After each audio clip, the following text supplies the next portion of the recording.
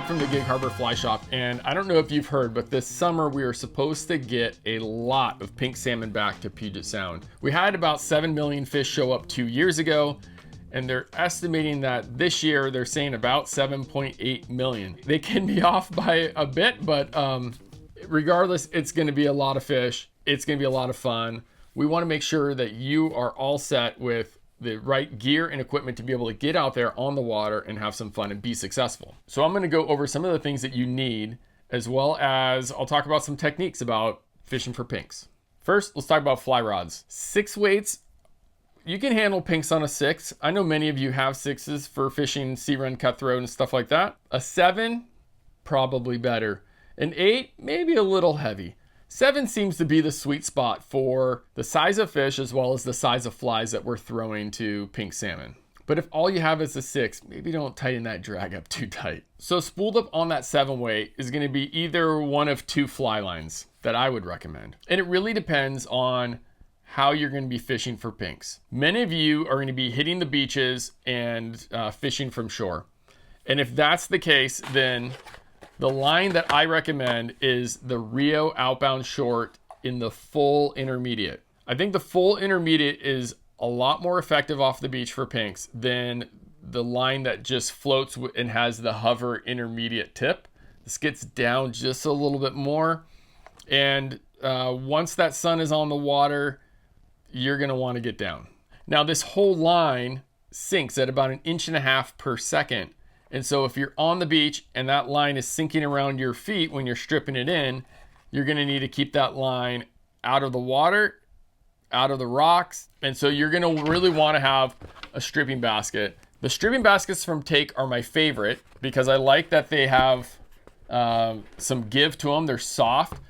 If you smack your hand on it when you're stripping hard, which does happen when you're fishing, it's just a super comfortable basket to wear. It's got a stretchy belt as well. I even travel internationally with a Take stripping basket. I just got back from Christmas Island and I brought my basket with me and it was awesome to have. So off the beach with an intermediate line, a stripping basket is not optional. You really need to be able to have that line contained to be able to fish it. So many of you are going to be fishing out of kayaks or boats as well. The intermediate line will get the job done, but it's also really nice to have a line that sinks more. So there's an outbound short from Rio that has a sinking configuration to it. So the running line is intermediate and sinks at 1.5 inches per second, like this guy.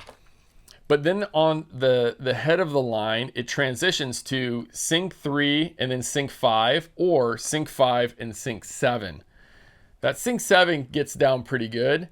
And I really like it. So the sink 5, so this one, for example, is an 8 weight, and it's the weight forward 8, intermediate, sink 5, sink 7. This is also a really great line to fish for coho out in the salt as well. This line does not fish well off the beach, so this is just kayak and boat fishing.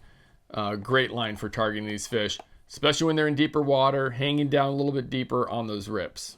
Okay, on the business end of the fly line, you're gonna want leader, and I like to use a short leader off the intermediate or full sinking lines. And in fact, this is the leader I like to use. The 6-foot Rio salmon steelhead leader in 12 pound or 16 pound. I'd probably go 16 pound, and then tied to the fly. Now, we've put together a pink fly assortment. We'll link it down below so you can check it out. The flies, yes, they're all pink. Is it really that easy? Well, yes and no. Really, when I'm picking a fly for pinks, the thing that I'm looking for many times is sink rate. So similar to coho, if you're targeting these fish when they're fresh, maybe even going up north more to look for them, there's a lot of times they're still actively feeding. Throwing larger bait fish patterns like a pink over white clouser or like a sea run bugger, that can be really effective. But as they start to stage up and school up, moving closer to their home stream, starting to throw some smaller stuff at them is very effective. So some of these flies, you know, definitely on the smaller side, like this little hot wire comet in a size 6, this thing is like really effective. And you'll see them when they're all in big schools. They'll kind of be porpoising. You throw that little fly in there and they'll they'll definitely whack it. Some of you have experience fishing for coho. On the retrieve, the thing I'll mention is the retrieve for coho is typically a little bit faster than pinks. Pinks aren't quite as aggressive as coho are. I mean, I don't know very many fish that are as aggressive as a coho. I mean, that's why they're so great. But so generally we'll fish for pinks with a little bit of a slower retrieve. Now, lake guys, we're not just doing like a hand twist like creepy crawl. We're still retrieving the fly and making that thing swim for sure. It's definitely not ripping the line in. Okay, spots to go for pinks. Well, man, if you're in the vicinity of the northern Puget Sound area, it's pretty hard to beat Whidbey Island. That place stacks up with pinks. So as these 8 million fish come into the sound, a lot of them are going to be making left-hand turns coming south, going to the Skagit, the Sky, Snow. There's just a lot of different river systems. The Green, Duwamish system, the Puyallup. The Puyallup's going to get like almost 1 million fish. So there's a lot of fish that kind of make their turns towards those large rivers before getting too deep down into the sound. Though the Nisqually River is actually going to get a sizable run this year as well. So there will be fish down at the Tacoma Narrows. That'll be a spot where you'll definitely find them. Around Vashon Island is an excellent spot to target these fish. 2 years ago, I was finding them over by Blake Island as well in really big numbers as they were pushing through. Covos Passage, really, Kingston down around Kingston, Point No Point, there's a lot of great spots around.